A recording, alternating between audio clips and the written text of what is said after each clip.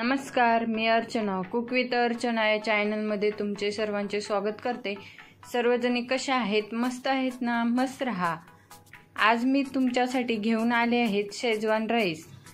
चला तर मग आता आपण शेजवान राईस बनवूया।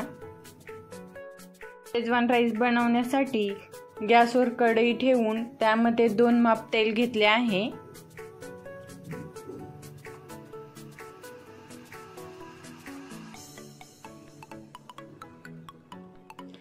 तेल गरम झाले की त्यामध्ये आपण वाटून घेतलेला लसूण आणि अद्रक पेस्ट टाकून घेऊया।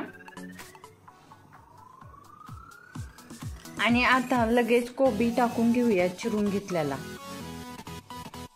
कोबी तेलामध्ये जास्त फ्राय होऊ द्यायचं नाही, लगेच त्यामध्ये शिमला मिरची टाकून घ्यायची।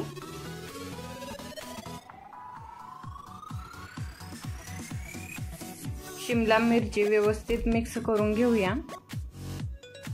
आता त्यामध्ये गाजर टाकून घेते।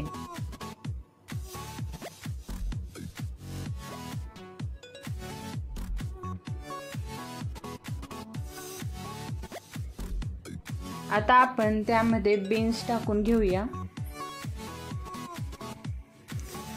सर्व भाज्या व्यवस्थित एकदम बारीक अशा चिरून टाकून घ्यायच्या।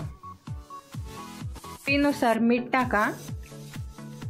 जर तुम्ही शेजवान राईस मसाला टाकणार असाल तर मीठ थोडंसंच टाका, कारण शेजवान राईसचा मसाला टाकला की त्यामध्ये भरपूर मीठ असतं आणि शेजवान राईस खरट होऊ शकतो, त्यामुळे मिठाचे प्रमाण कमीच टाका तुम्ही।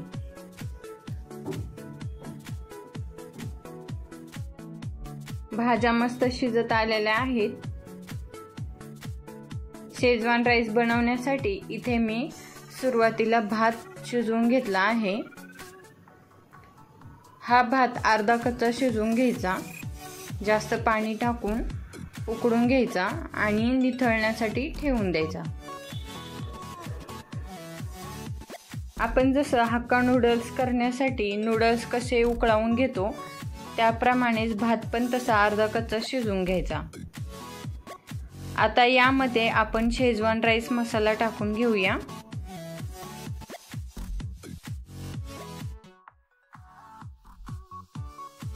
आता यामध्ये आपण ग्रीन चिली सॉस व सोया सॉस पण टाकून घेऊया।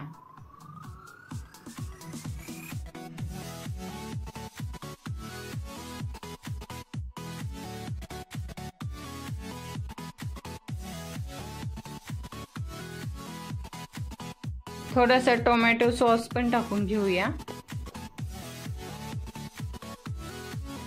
आणि थोडीशी शेजवान चटणी पण टाकून घेते।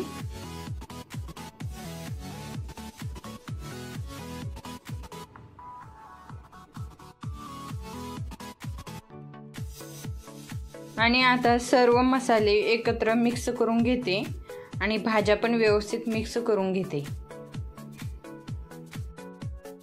आता आपण तेलामध्ये लाल तिखट थोडंसं टाकून ते तेल भातावर टाकून घेऊया।